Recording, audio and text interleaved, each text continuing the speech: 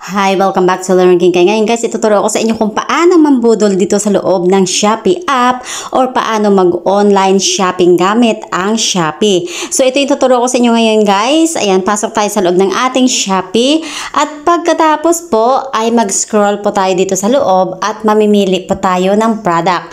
So once nakapag-decide na po kayo ng product na kung ano yung gusto yung bibilhin guys, ayan, ang gagawin nyo po is tap nyo po yan and take note.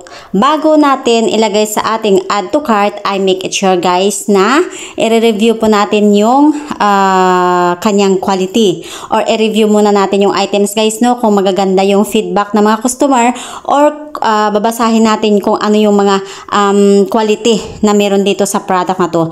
So once na nakapag-desire na kayo, ayan, tap nyo lang po yung add to cart. At kung meron naman na kayong kinoleksyon na items guys na nasa add to cart nyo na siya guys, no, ayan, tap nyo lang yung add to cart and then pagkatapos po ay check it out lang. So once na i-check out nyo na po yung items, ayan, mababasa nyo lahat dyan yung details guys.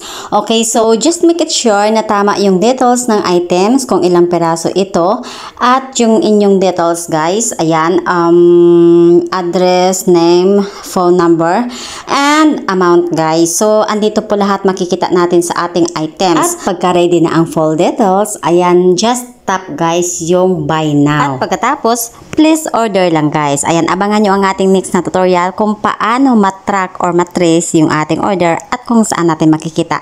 Nagustuhan mo ba ang tutorial na to? Kung oo, please don't forget to hit like, subscribe, and share na rin sa ating video.